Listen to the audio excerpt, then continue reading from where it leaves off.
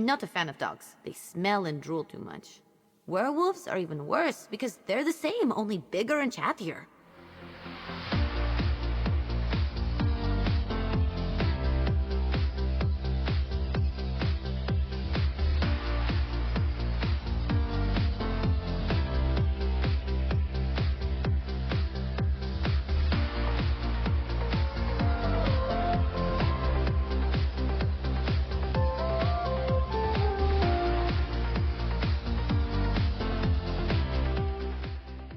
Hey guys, welcome to the channel. I hope everyone enjoyed the holidays and you guys are all looking forward to the new year.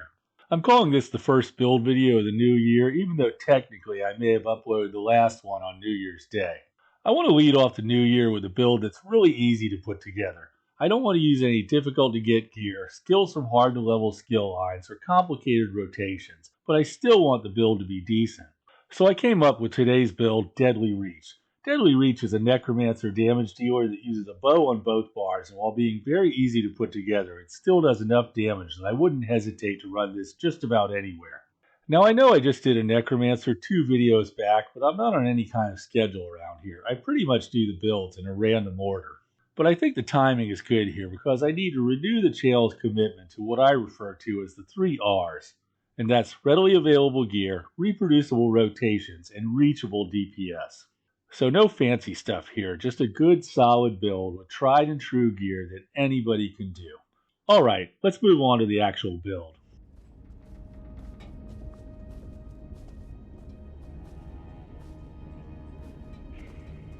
I love any excuse to sneak around, so long as I never get caught. That just ruins the fun of it. Hey, Chatty Cathy, can you try to be a little quiet? Okay, I think this is a relatively safe spot. Let's look at the character sheet. Alright, but can we do it fast? Here on the character sheet, you can see the character is a Nord, of course. I do this on the live server and I only have one character of each class, and my Necro is a Nord. Nord isn't the strongest damage dealer race, but when I rolled the character, I just really wanted to play a Nord, and I encourage you guys to play whatever race you find interesting. If you like the character, you'll keep playing it. You can go online and see what races are best for a stamina damage dealer, or maybe you already have a Necromancer. Go with what you got, certainly don't change it to Nord. I'm using Lavafoot Soup and Salt Rice as my food buff, and you've still got some time left in the New Life Festival to get out there and get this recipe if you don't already have it. Dubious Camoran Throne and Artaeum Takeaway Broth are a couple other food buffs you can try. Depends on what you're doing and how much health you need. I'm running the Thief Mundus, which is the standard for a DPS character. Up top I've got 64 points in stamina, and again that's standard. I'm only going to touch on a few other things here. Stamina recovery is at 1500, which is a solid number for dungeon content. Weapon damage is light at 3800. That's because the weapon damage from one of my gear sets doesn't get added in until I'm actually in a fight, plus I'll be using potions of weapon power. Weapon crit on the other hand is all in at 60%. When I drink a potion, I don't get more because I already have the major savagery buff from skills when I'm just standing here. Penetration is downright puny at 700, but hey, you know what? You don't need any more than that. Don't put any effort into penetration. Why not? Because a solid tank in your group can provide 11,000 points right off the bat. Dungeon bosses and other enemies only have 18,000 points of resistance. If somebody else in your group starts tossing in some other debuffs, you're practically at the cap. Stick with crit chance, crit is king. Unless you're into PvP, then you can start worrying about penetration. And that's because players' resistances can go way past 18,000. Alright, let's look at skills. I'm going to do my usual thing here of talking about the skills in the order I use them in the rotation. I'll start on my back bar, which is a bow. First up on this bar is Blighted Blast Bones. Blast Bones is from the Grave Ward skill line in my class skills kit. This skill summons a corpse from the ground, which chases my target and explodes when it reaches them. Blast Bones is a powerful attack, but one that has a substantial delay. I'll use this delay on my main bar to weave in other skills, but here on the back bar I just use it the one time and move on. Next I use Skeletal Archer, which is another skill from the Grave Ward skill line. The archer attacks targets every 2 seconds, doing increasing damage each time. Next is my old friend, Endless Hail from the bow skill line. When I'm running a bow on my back bar, I have to have this skill. Why? Because this will increase my weapon damage when I'm on my main bar, and yes, I'm going to bring this up every time. When the bow has the infused trait and I put a weapon damage enchantment on it, I get bonus weapon damage by using the Endless Hail skill. This bonus will remain even after I swap bars as long as Endless Hail is still damaging an enemy. This is a key feature of 2-bar builds, and every weapon skill line has one skill that will do the same thing. Alright, let's move on to the next skill, and that's Unnerving Boneyard, which is another Grave Ward skill. The Boneyard conjures a mini graveyard, headstones and all. This damage over time skill does 30% more damage if it consumes a corpse when I cast it. That's why Blast Bones is first on this bar. A good Necro doesn't wait for a corpse to appear, they make their own.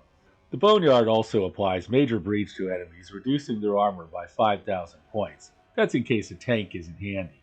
Technically, in dungeons and trials groups, applying Major Breach isn't a damage dealer's job, but if you're running solo a lot or pugging with disorganized groups, it's a good idea to include this in your build. Speaking of technically not my job in group play, I always have a self-heal on my back bar, and in this case it's Blood Sacrifice from my Living Death skill line. Blood Sacrifice is a decent burst heal that unfortunately applies Minor Defile to me, decreasing my healing received for a short period of time.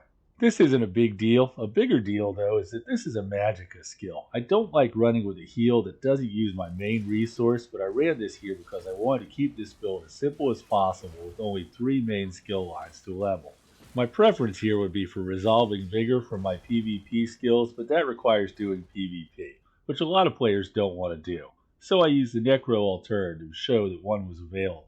Last on this bar is my ultimate, the Pestilent Colossus, which does damage by smashing the ground 3 times and applies major vulnerability to any enemies in the area.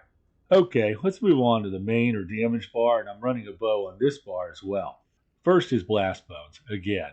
Now it's not a pro move, strictly speaking, to waste a slot by putting this on both bars, but honestly it makes running a Necro easier.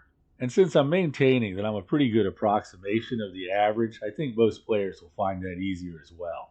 Now that I'm on my damage bar, I'm actually going to use Blast Bones repeatedly, but I'm going to use 2 other skills between each cast. The first one is Barb Trap from the Fighters Guild skill line.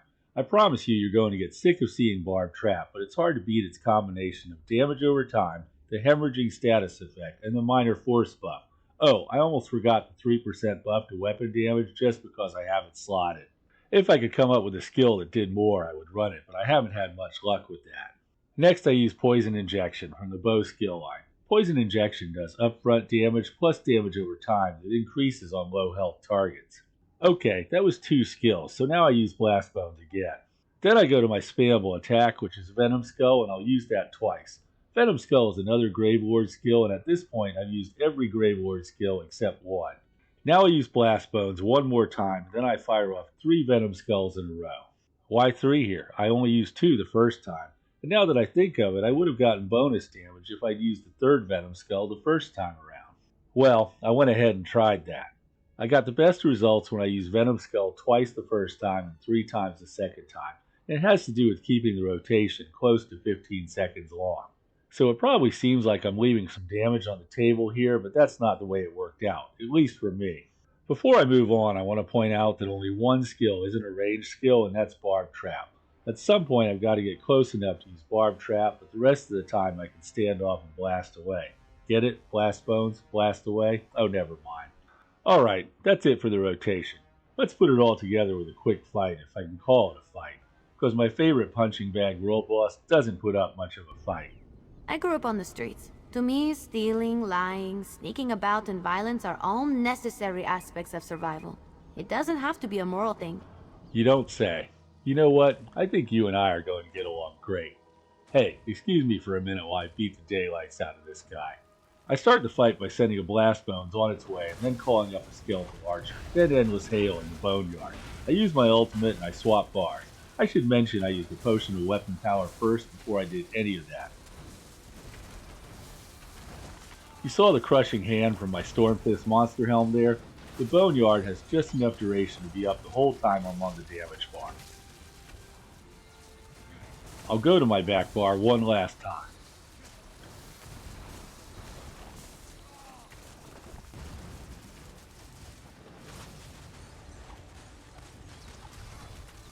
I forgot to mention, Flawless Dawnbreaker is here as a quick ultimate plus passive damage.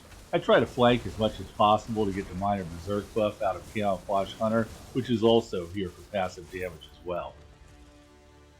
41,000 points of damage per second. Unless you're trying to get on the leaderboards, that's going to get the job done. Barb Trap is listed there in red, and at a glance you might think it's pretty weak, but the hemorrhage damage right below it in red is coming from Barb Trap as well. Up on the right you can see Berserker is up 92% of the time. That's the old name for a weapon damage enchantment, and this is coming from the Bow and Endless Hail. You know I wasn't on my back bar 92% of the time, so you can see that my weapon damage was increased while I was on the other bar. See, I told you that shit worked. This handy damage chart comes from the Combat Metrics add-on, which you have access to on PC. And if you're just starting out in the game and you have a choice, I would play on PC. You can see I hit with 20 light attacks in a 44-second fight. That's pretty crappy. But it does make my point that missing a lot of light attacks isn't going to hold anybody back. So just do the light attack weaving as well as you can, hit the light attack, and then hit the skill and move on. Of course, if you're good at it, you don't have to be a rocket scientist to see that you could double your damage from light attacks, putting it at the top of the chart. Unfortunately, it's going to remain damage left on the table for me. Oh well. I'm not really trying to impress anyone here. I'm just trying to pass along information in a form that the average player can digest. If you're not quite full yet, let's look at the gear. Just a few more bites and this meal's done. Time for the gear. On my main bar I have a precise Briarheart bow, and unless you're dual wielding, that front bar trait is always going to be precise for the extra critical chance. Crit is king, remember that. I promised easy gear and it's debatable whether it gets easier than Briarheart. This is an overland set from Rothgar, so if you run around farming chests you can get this pretty easy. If that's too much work and you've got the money to spare, buy it from Guild Traders. It's hard to beat Briarheart and its bonuses to critical chance, weapon damage, and the heals you get from damaging enemies. The only issue is this set has a 10-second uptime and 5-second cooldown, so it has to be timed. That timing is accomplished by having it on my front bar weapon and something else on the back bar. So when I switch to my front bar, it becomes active, and I have 10 seconds to go off on some poor bastard before I switch bars again. Now you can see why a 15-second rotation is important. You saw that I use an add-on that shows me when the set is on or on cooldown, but you don't need that. It's pretty much self-timing. On my back bar I have a Maelstrom Bow. And yeah, I know, I promised easy to get gear, and that's not easy. Leave it out and run another bow from basically any set. But you should run one from a set that has a 2-piece crit bonus. Crit is king. You'll do a couple thousand less DPS, and that's why I included the Maelstrom Bow, so I could do 41,000 points of damage instead of 39,000. I hate being like 1,000 points shy of an even 40. That's just me. Next I have a Stormfist Monster Helm, and that comes from the Tempest Island dungeon. You have to do it on Veteran to get this helm, but honestly, this is an easy dungeon to get carried in. Get some friends to help you get this if you're not quite there yet. I run Stormfist all the time, and I think it's pretty hard to beat. My other 5-piece set is Order's Wrath, and I've had this in other videos, and you'll keep seeing it because it's the strongest crafted set. Make it yourself or get a friend to make it for you. I have Order's Wrath jewelry and the Bloodthirsty trait. Jewelry crafting is a pain, so you're probably going to want to run Briarheart on your jewelry and keep Order's Wrath on the body. Traits on the body pieces should all be Divines. I think I have a couple of oddballs on here. As always, you can change up the gear, but keep the rotation. If you don't run Briarheart, you can play with the length of the rotation, but one of the things I like about this build is the rotation is short and sweet. Less time cycling between Blast Bones and Venom Skull just makes this feel a whole lot better to me. Alright, that's it for gear. Let's take a quick look at champion points. I've got Fighting Finesse, Master at Arms, Deadly Aim, and Wrathful Strikes. Alright, that's all I've got for you on this one. Is it over? Oh. Yep, that's it. I hope you enjoyed the video. Some of you have let me know you're enjoying the content, and I appreciate that. I'm going to keep going and doing more because of that feedback, and I'm enjoying doing the videos. If you want more stuff like this, be sure to like and subscribe. I'm Centurion, and you've been watching ESO Vault. Thanks again for watching. Have a great day and enjoy your adventures in Tamriel.